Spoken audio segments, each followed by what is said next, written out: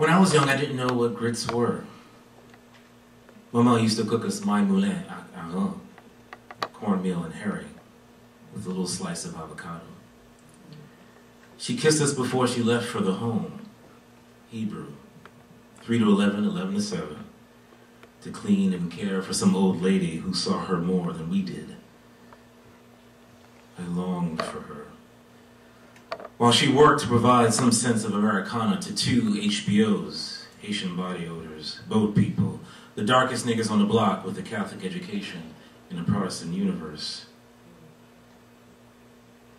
Neen and I uncomfortably rocked ripped jellies, tube socks, and fake Jordans. I drew wings on my kicks, hoping it wouldn't rain. And I daydreamed I could fly close to the sun, a Haitian Icarus. But don't get too close, she would yell from the kitchen window. You're already too dark. We were the Port-au-Prince Huxtables fighting for middle-class respectability in a town where blacks once lived on Beacon Hill and mezuzahs adorn Mattapan doors. The religious texts remain, and now Caribbeans inhabit a neighborhood affectionately called Murder Pan. The sociologist asked, what happened? I do not know. Our pride was just here a minute ago. The time it takes for worlds to vanish, buildings to fall, and citizens to become immigrants again. The wearied indivisible, folding towels at the Sheraton, ducking the INS, and sending obese parcels to those who could not escape banality or the truth of dirt biscuits. My people, the democratically challenged, the ones I stand in awe and shame for their persistence and destruction. Your history was detained in my memory, tormented by the prison guards of assimilation, frightened to assert dignity during my hour rides to Scola Latina. There, Achilles and Odysseus jacked Toussaint and Dessalines and stuffed them in the trunk of a Trojan horse and rolled it down Blue Hill Avenue. You know, I never opened the gift. My presence consists of moments, intervals of struggle and beauty. Lucia's monk tape, Masonic Lodge parties, Morehouse, and Mama's My Moulin on Saturdays.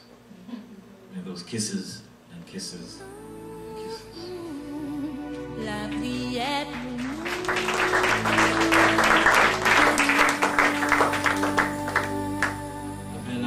playing around with this poem for a while. It's called Sister Nanny. And I think I'm still kind of working with it, so bear with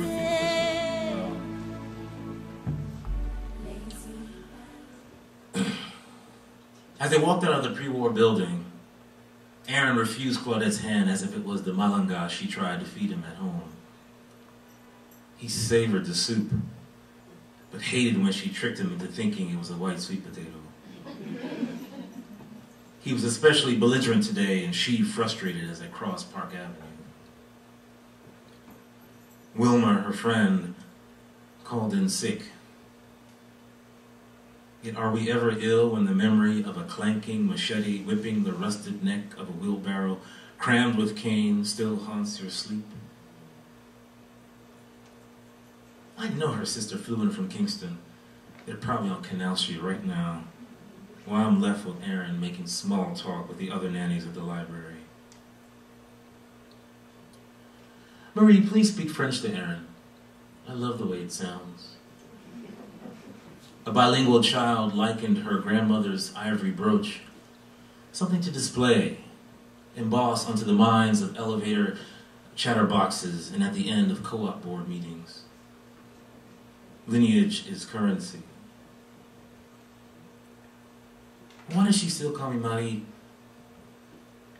Wilma told her to put her full name on her resume. Every girl in Petit Guave was named Marie. In Brooklyn, she became Ezuli. Who speaks French in the U.S. anyway? When I was potty training Aaron, Wilma's boss poured all her Bordeaux down the toilet. New money, Wilma digged. English is currency. And I spoke Creole when she was not around anyway. My husband's guffaw rocked Nostrand Avenue when I told him how Aaron cheaped when his mother reprimanded him. They don't beat their kids here. Timeout is both an interval of adolescent reflection and a weekly for those with disposable income. Disposable income. That dream widens my grin and quickens my pace, where the sun also rises. Postmodern rickshaws clip open-toed Manolos, feature employers. $800 for a stroller. $800. Excess intrigues me. It's foreign, like me.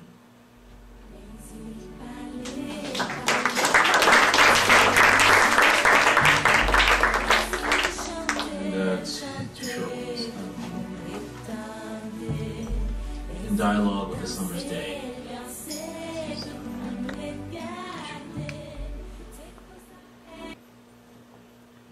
Our naked embrace lay hidden within the fertile soil. Love nurtured by the breathy messages of Joe Henderson sax. Lazy afternoon.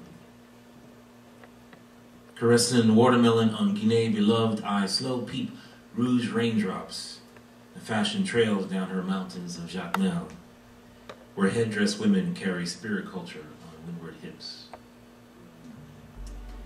And the last one. This is Lillian. For those who flee. It has been 11 days since the Tonton Macoute severed the forgotten throats of tranquility, exposed the painful realities, and reduced our land to the mountains, and reduced our lands of the mountains to barren hills and exhausted soil. Many faces on this crying vessel stare forever into the endless azure sky, floating on hope and rafts of enlightenment from a divine power who sits beyond the angry sun, blackening our soul. I love my skin. I adore our skin. But what I loathe is being forced to abandon your sugarcane kisses while we drift closer to the mouths of uncertainty and possibly the regurgitating arms of the Coast Guard. We said our goodbyes to the day and greeted the darkness of night with feelings of fear, but familiarity. It reminds me of our youth marches to the Capitol. Will that still continue? Will we ever make love again? Where is salvation? The calmness of the sea embraces my hand as I write your name in the reflecting water that harbors many of our forgotten ancestors. Lillian, may we one day drink from the strength of your name and replenish peace in our land. Thanks, God.